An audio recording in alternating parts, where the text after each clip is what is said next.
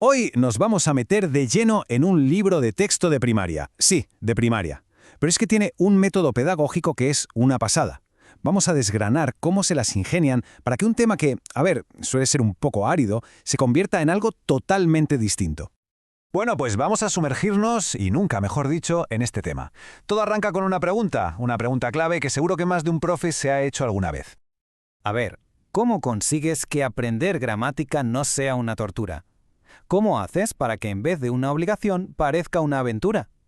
Ese es el gran reto, ¿no? Hacer que algo que puede ser muy denso, de repente enganche. Pues la respuesta que da este libro es sencillamente genial. Cogen toda la lección y la meten dentro de una historia. Una historia súper chula sobre unas sardinas que están hartas y un tiburón que es un cascarrabias. Básicamente convierten la gramática en un cuento. Venga, pues vamos primero con la historia, que es la base de todo, el corazón de esta unidad didáctica. La cosa empieza así. Tenemos a las sardinas, que llevan la tira de años aguantando al mismo tiburón mandamás y ya están hasta el moño. Así que, ¿qué hacen? Exigen unas vacaciones. El planteamiento es súper simple pero muy potente. Los de abajo pidiendo algo justo y el poderoso de turno diciendo que ni hablar. Y claro, aquí entra en escena el malo de la película. Escuchad la respuesta del tiburón, que no tiene desperdicio. Con una sola frase ya te queda claro de qué palo va. Y ojo a las palabras que usan, ¿eh? Odioso, de mal humor. Eso no está puesto al azar. Ya veréis por qué. El lío está montado. Claro, de repente todo el fondo del mar se divide en dos bandos, los que están con las sardinas y los que le hacen la pelota al tiburón. El debate se pone tan tenso que al final solo hay una solución. Hay que votar. Y así, la historia te atrapa y quieres saber qué va a pasar. Vale, hasta aquí la historia, pero ahora viene lo bueno, la jugada maestra. Vamos a ver cómo este cuento es, en realidad, la excusa perfecta para enseñar lengua.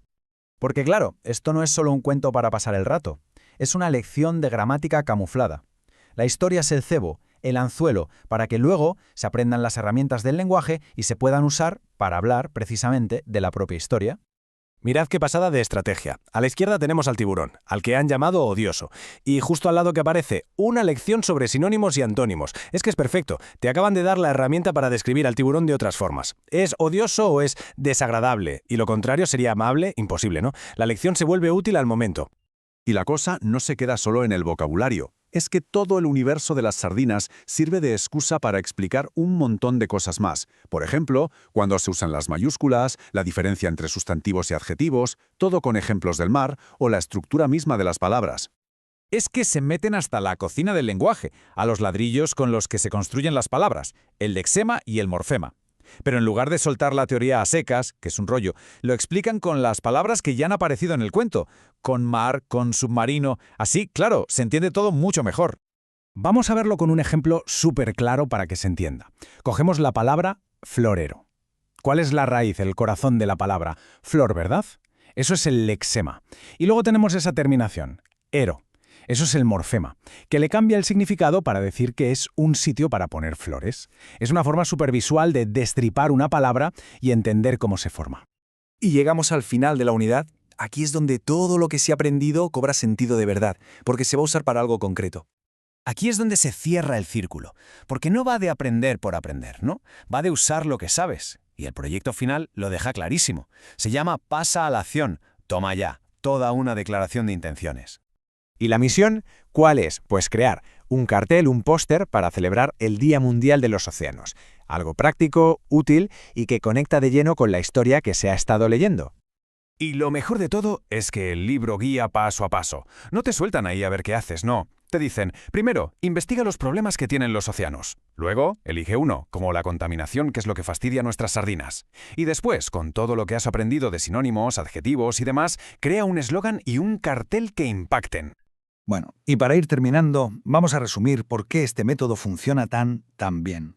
La genialidad de todo esto está en cómo mezcla tres ingredientes, tres piezas que encajan a la perfección.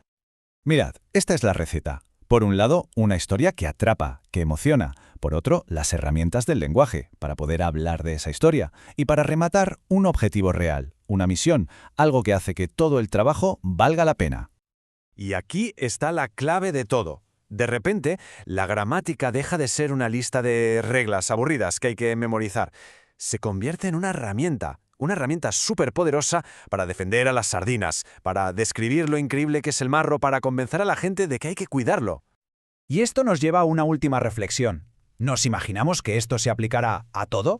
¿Y si cada lección, ya sea de mates o de historia, tuviera una misión detrás, un porqué, un objetivo que le hiciera importante?